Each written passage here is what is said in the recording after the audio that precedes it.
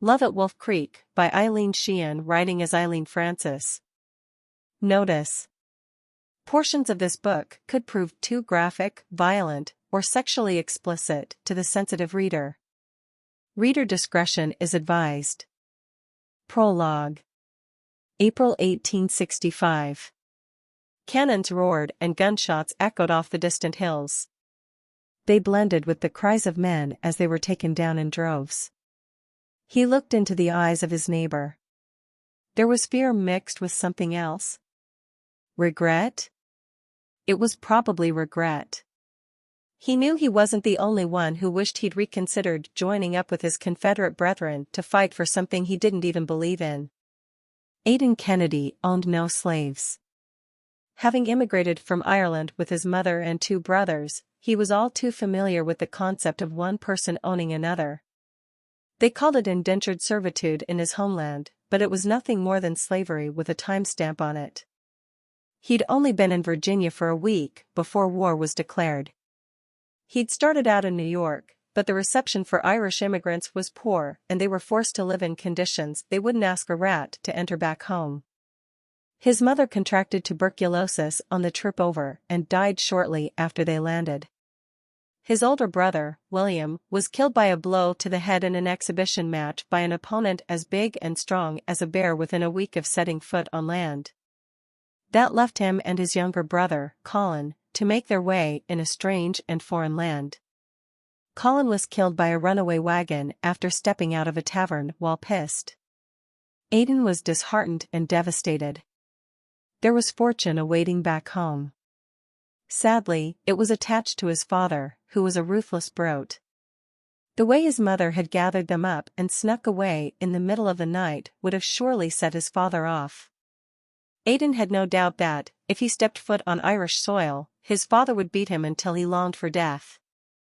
With his entire family wiped out within a matter of a few weeks, and heading back to Ireland not an option, Aiden decided to set out to explore a bit of the country and see if he could find a more amiable people to settle amongst. His travels eventually took him to Richmond, where he was hired on as a peacekeeper at a local inn. When war was declared, he thought, why not? He had nothing holding him back. If he was killed, there was no one left to mourn him. If he wanted to be accepted by the Virginia Society, he had to support their cause. The fact that they were solidly convinced that the war would be over in a matter of weeks also played a factor in his decision to join up. Now, after 4 long years, he'd found himself fighting alongside men he'd gotten to know, appreciate, and trust, as well as strangers from another regiment in the state of Texas. One by one, he watched them drop around him. He felt lost. He was a man without a home or family. Should he just lay down and let the battle consume him? Or, should he stand and fight a battle he knew in his heart was lost? Chapter 1. May 1875. Pauline, Ma's going to skin you alive if she sees you still haven't gotten dressed for dinner. I plan on begging off with a headache, Pauline O'Malley said as she clambered up the bank of the creek with her fishing pole in one hand and 4 good-sized trout in the other. Her brother, Jimmy, looked at the fish and smiled. You always did know where to catch the big uns. I thought I could use the fishing as an excuse to beg out of dinner, Pauline explained. The sun was pretty hot today. I can say I'm suffering from heat exposure. While standing mid-calf in a creek of cool, running water? Jimmy laughed. Ma wasn't born yesterday. Besides, she invited this fella especially to meet you. She and I still don't intend to go ahead with their plans to marry me off to that Texas rancher, do they? She gasped with horror. It isn't him who they've invited, is it? This is the guy who was hired by the Texan to bring you to him, Jimmy explained. Over my dead body, she bellowed. That might happen if you try to defy Pa, Jimmy said sadly. When you marry this fella, it will solidify Pa's business dealings. He's our biggest cattle supplier. Pa wants this alliance real bad. Pauline handed her fish pole and the fish to her brother and then untied the rope she'd fastened around her waist to hold up the length of her skirt and let the fabric fall around her ankles. she traded the wide-brimmed hat for the frilly bonnet Jimmy brought with him. If her mother had any idea how she adjusted her wardrobe to accommodate her tomgirl interests, she'd be locked in her room for a month. After pulling free the ribbon that held her curly, and often unruly, hair in a knot on top of her head, she shook out her dark, sun-kissed locks and let them fall around her shoulders. Smoothing her tangled hair with her fingers as best she could, she positioned the bonnet on her head and nodded for her brother to lead the way. Aiden handed his coat and hat to the prune-faced butler as he stepped into the vestibule of the plantation's mansion. It was clear the gray-haired servant was aware of who he was and did not approve. He stood quietly, holding Aiden's coat and hat, while openly eyeing the gun and holster on his hip with disdain until Aiden rested his hand on the gun handle and shook his head to indicate the holster stayed exactly where it was. With a heavy sigh, the old servant gave the coat and hat to a young man who'd scurried up to fetch them and then asked Aiden to follow him into the parlor where the mistress of the house awaited. Having trained his eyes to miss nothing over the years, Aiden took in the luxurious decor as he was led out of the vestibule and down a wide hall to a cozy, well-furnished parlor. "Mr. Kennedy," the butler said in a voice that was crisp and clear as he bowed and left the room. Aiden inspected the petite red-haired woman standing in the center of the parlor with eyes that had witnessed far too much over the last 15 years of war, change, and rebuilding. He guessed her to be approaching 40. She'd managed to hang onto a youthful figure. Her skin looked fresh and supple, which he found surprising, considering the fact that she lived in the South where the sun assaulted Caucasian skin with a merciless fury. Of course, being a wealthy family living on a plantation on the outskirts of New Orleans afforded opportunities to obtain lotions and creams from all parts of the world that the ladies in northern Texas could only dream about. His ranch was not far from the port of Brownsville, so he had access to a good deal more worldly goods than the average Texan as well. He made a mental note to find out what Josephine O'Malley used to keep her skin so young-looking and obtain it for Maggie. Her skin had already suffered years of the ravages of the Texas sun and heat, but perhaps the cream could help a little. If nothing else, it would make her feel special to receive a gift. Lord knows, the woman could use a bit of reminder that she's a woman once in a while. Josephine's eyes darted from Aiden's deep-set blue eyes that threatened to look into her soul and bare all of her deepest secrets and desires to his carefree auburn hair. He stood an easy foot taller than herself, with broad shoulders and a narrow waist that still wore a gun and holster. As she extended her hand in greeting, she said, "It's a pleasure to meet you, Mr. Kennedy. Although, I question why you feel the need to wear firearms in my home?" "It's habit, ma'am," he replied. "I can't remember the last time I took these off before bedtime." "Then, perhaps we can make history, and you can remove them before dinner," she suggested forcefully. When he didn't immediately unbuckle his gun belt, she continued with, "I understand it is your profession to carry a gun and protect those around you, but, surely, there is no need to protect me in my own home." He studied the room as if he was waiting for someone to jump out from behind the billowing floor-to-ceiling wire draperies at any moment.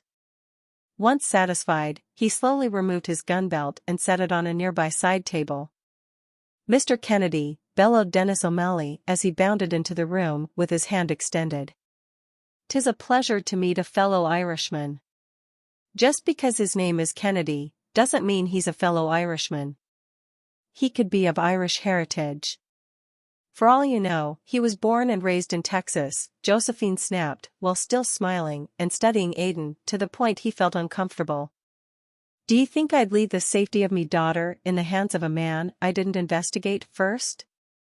He's a fellow Irishman, all right. In fact, I knew his family," Dennis said as he pumped Aiden's hand up and down enthusiastically. "Well, I didn't exactly know them, but I knew of them." Aiden stepped back at the mention of his family. It was just a small step that went unnoticed by Dennis, but not by Josephine. "You are an immigrant, Mr. Kennedy?" Josephine asked with her sweet southern drawl. "Most everyone in this country is, ma'am," Aiden drawled. "You speak like a Texan," she added. "Comes from living there so long, I guess," he replied. "I can still hear a hint of brogue in there," Dennis said. I can't for the life of me understand why ye'd give up your native tongue, lad. I've been here since 1854 and I still talk like the folks back home.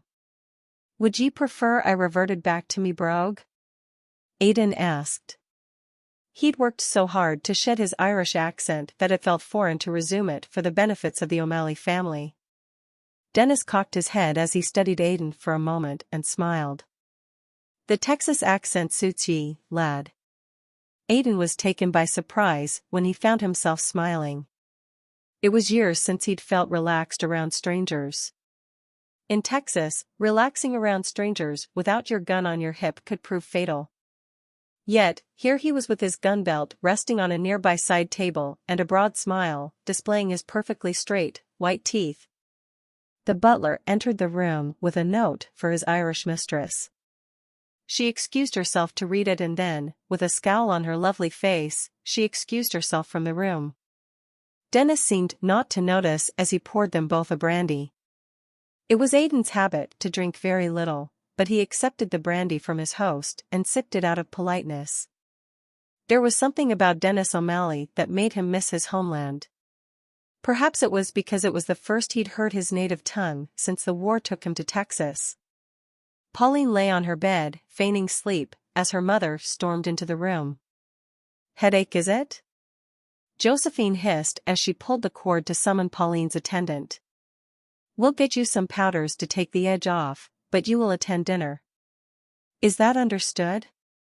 When Pauline's assistant, Mary meekly entered the room and stood waiting for her orders, Josephine gave her a formidable look and said with emphasis, "Get her some headache powders.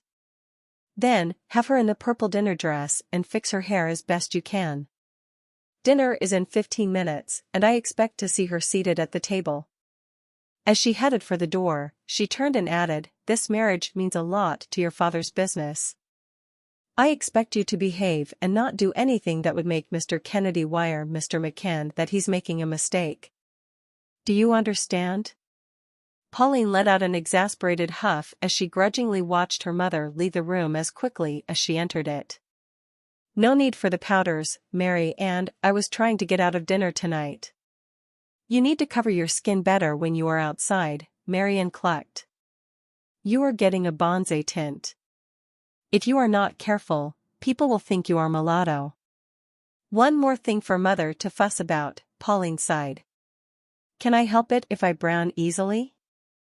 "I will order some lemons for a bath this evening," Marian offered. "That's probably a good idea," Pauline replied as she poured some water in the bowl that sat waiting on the nearby washstand. She grabbed a jar of scented soap and quickly washed away the evidence of her afternoon of fishing. Chapter 2. Aiden was deep in thought as he rested his head on the pillow and stared at the hotel room ceiling. His plan was going well so far.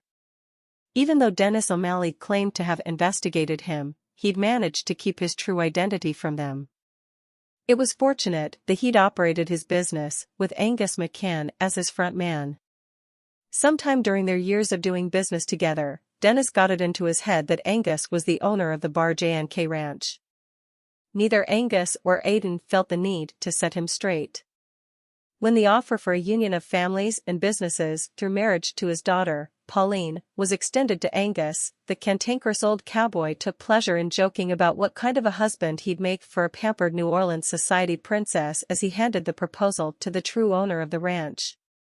Since Aiden was an unknown, he could travel to New Orleans and get to know the daughter of his business associate before the marriage actually took place. The last battle he'd fought on behalf of the Confederacy was at Palmito Ranch near the banks of the Rio Grande. It was a battle that should have never taken place since it occurred 1 month after Robert E. Lee surrendered to Ulysses S. Grant. It was also a battle that nearly cost him his life. Had it not been for the kindly ministrations of Maggie Jones, when she found him full of bullet holes and left for dead by the remnants of his regiment, he would have died for sure. It was Maggie who ordered her men to carry him to her struggling cattle ranch, and it was Maggie who fetched a doctor to tend to his wounds. When he was fully recovered, he repaid her kindness by helping out on the ranch, doing whatever needed to be done within his capabilities. Little by little, he learned the ways of a cattle rancher. Seeing that he had a good eye for livestock and a good head on his shoulders for figures, Maggie began to depend on him more and more. Aiden's dream of making it big in America was a constant driving force.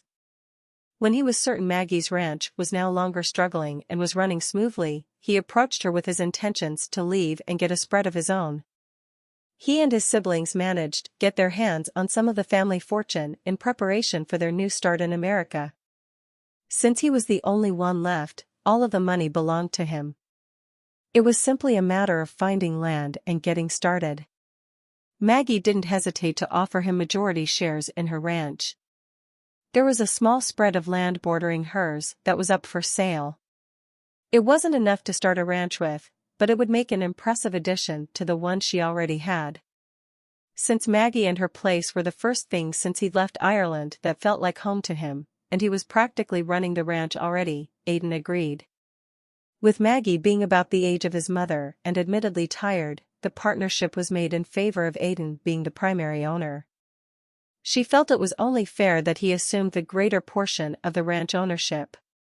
After all, the ranch was struggling and on the verge of going under before he came along and stepped in to turn things around. Maggie retained enough shares in the ranch to guarantee her comfort as she stepped back and handed the leadership duties to him. He remembered the genuine smile of satisfaction on the old woman's sun-worn face when they hung the sign for the new name of the ranch, the marraige.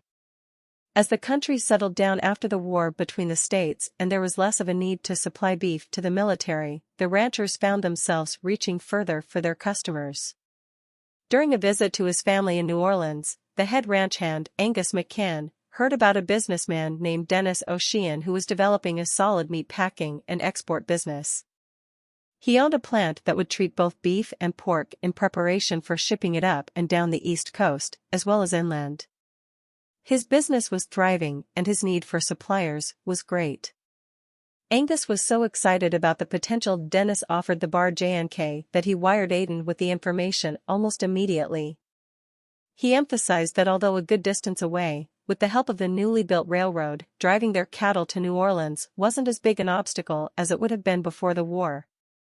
After some deliberation, Maggie and Aiden appointed Angus to be their front man with Dennis and initiate the business relationship. They knew Angus had a good head on his shoulders and could be trusted to make the less important decisions without them there. As for the bigger, more important ones, well, they were just a telegram away. That was 8 years ago. Over those 8 years, both Dennis and Aiden's business flourished. Uniting the families and businesses through marriage seemed like a good solidifying step that Aiden wasn't opposed to. In fact, since he came from an aristocratic European culture that married for political gain more than love to begin with, had Maggie not stepped in, he would have done a marriage by proxy and called it good. It was dear old Maggie who insisted that he step back and make sure Pauline was a suitable match for him. She reminded Aiden that he'd escaped that life in Ireland because he wanted the freedom to live his life as he saw fit. Marriage was a lifetime commitment that shouldn't be taken lightly. He'd suffered enough in his 33 years. He deserved to be happy. She also assured him that, if the deal went sour, the marraige would, and could, manage without Dennis O'Malley and his meat export business. He was hesitant to lie to the O'Malley family by allowing them to think he was the bodyguard sent to assure Pauline made it to Texas safely by Angus. He justified the lie by reminding himself that it was the truth to claim to be her bodyguard since he would act as such all the way back to Texas. Guarding was something he did well. There were times when Aiden hired himself out as a peacemaker or guard during a dangerous trip. He was fast and accurate with a gun, plus he had battle experience. He knew of no one better qualified to offer the protection Pauline needed for her journey into the unsettled West. It was the fact that he didn't admit to them that he was the intended groom that bothered him. He was doing this on Maggie's insistence, but he questioned the wisdom of it. He hoped it didn't backfire on him. His first impression of Pauline was that she was a spoiled little socialite.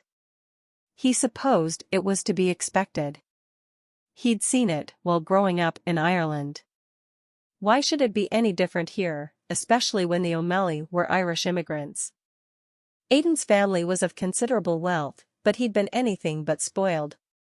His father's cruelty wouldn't accommodate spoiling and pampering the family members, like so many families of fortune knew, as a normal way of life. He lived in a home that displayed their wealth and station in life, but he enjoyed very little of its benefits himself. This wasn't the case with Pauline, as she so clearly displayed in her conversation and temperament during the evening. Although there were times when he wanted to take her over his knee and spank her like the child she acted as, he was admittedly surprised and taken by her beauty. After hearing the description Angus gave of Dennis O'Malley, he questioned what type of beauty a man with bulging eyes, rounded face, overly thick waistline, and kinky red hair could sire. Pauline inherited the kinky hair from Dennis, but was blessed with the rest of her beauty from her mother. Although an inch or two taller than Josephine, Pauline was of slight build to the point of appearing fragile. Her skin had a tawnier tone than did her mother's, but it looked equally as soft and silken. He had all he could do not to reach out and caress her flesh whenever she was near. Her baby blue eyes were set perfectly on her heart-shaped face. They hinted of a wildness behind her reserved demeanor that she longed to set free. His eyes were drawn to her full lips whenever she spoke. They had a natural rosiness that defied the use of makeup. When she laughed, which was often, tiny dimples appeared in her cheeks. He struggled throughout the evening to focus on the conversation in the room. His mind kept wondering what it would be like to hold Pauline in his arms and stroke her silken flesh while getting lost in her kisses. He was certain she was a good kisser, although he couldn't say why. It was clear that Pauline was not amenable to marrying him blindly. He used this information to convince himself that he was giving her an opportunity to know him as well. He would give her until they reached Texas. If she was still opposed to the union, then he wouldn't hold her to it. He smiled as he closed his eyes and Pauline's beautiful face floated by. Maggie was a smart woman. Giving them both an opportunity to get to know each other without the pressures of courting could be the best thing he could do. All he had to do was make sure it didn't blow up in his face somehow. Chapter 3. Pauline fidgeted in her seat while Mary Ann struggled to tame her wild locks enough to braid her hair for bed. Her mother agitatedly paced the room behind her. "There's something that man is not telling us," Josephine said with knitted brows. "I can feel it." "Then, call off the wedding," Pauline said as she shrunk away from Mary Ann's ministrations and placed her hand on her head where her hair had been pulled too hard. "Good try," Josephine said as she unceremoniously yanked the brush from Mary Ann and tackled the tangled mop on Pauline's head with gusto. "Have you been using the coconut rinse I purchased for your hair?" "I hate the smell of coconut," Pauline whined. "I should think you'd prefer it to going through this every single night," Josephine spat. "Out." "Mother, please give the brush back to Mary Ann," Pauline begged. "You're hurting me." Josephine sighed and handed the brush back to the lady's maid. "I'm sorry, my dear girl. It's just that I'm certain Mr. Kennedy is keeping something from us and I want to know what it is. Did you see the way he avoided talking about his family every time your father brought them up?" "Not everyone has a good relationship with their parents, Mother," Pauline said with a sigh. "Did you know he comes from wealth?" Josephine added as if she hadn't heard Pauline's comment. Why would a man who was raised in gentle society walk away from his family legacy to become a bodyguard and a gunslinger? "It's my understanding that he's the only heir. I would think he'd return to Ireland and claim his inheritance and title from his father. I don't wish to speak ill of the dead, but it was odd the way his mother and siblings came over, but his father stayed behind." "Is he truly a gunslinger?" Pauline asked enthusiastically.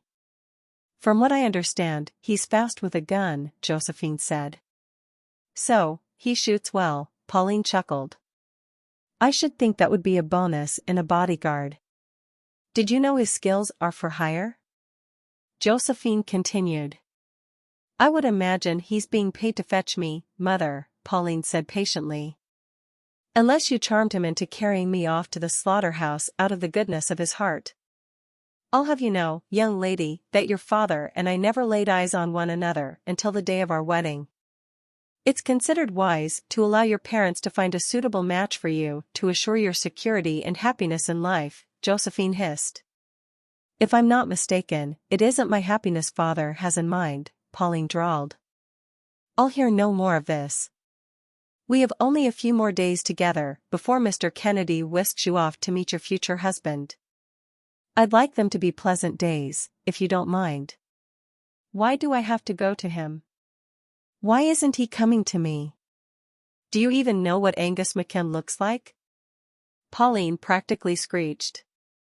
All I know is that he's old and dresses like a cowboy.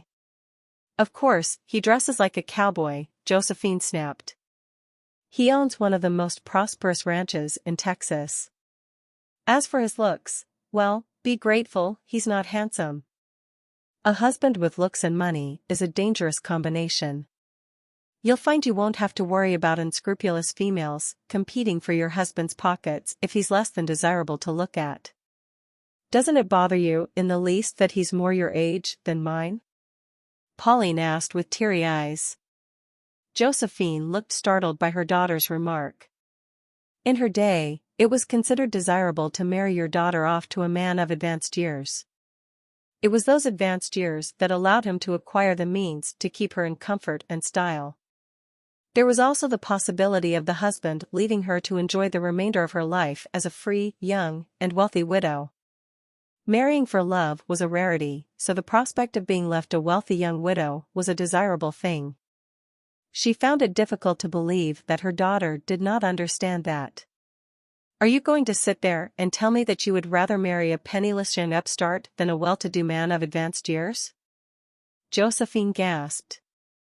I just wish he looked like Aiden Kennedy, but had Angus McCann's money, Pauline sighed. That's all. That only happens in fairy tales, my darling daughter, Josephine said as she placed a light kiss on Pauline's forehead. Didn't you say Mr. Kennedy came from money? Pauline asked wistfully. Mr. Kennedy does not have the Bar J&K Ranch, Josephine said with a sigh as she left the room. Pauline pulled the waist-length braid that Mary and finished binding with a ribbon over her left breast and stared at herself in the mirror. What I wouldn't give to have my future husband be Aiden Kennedy. Is he really handsome? Mary asked. Now that Josephine was out of the room, she could relax and be the friend to Pauline that she'd become over the years. I'm sure I'm in love, Pauline said as she fell across the bed on her back. He has blue eyes that encompass you when he looks at you. It's like he's looking deep inside to your soul. It's mesmerizing.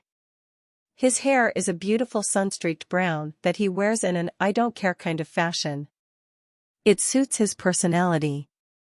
Is he tall? Mary asked as she sprawled across the bed next to Pauline.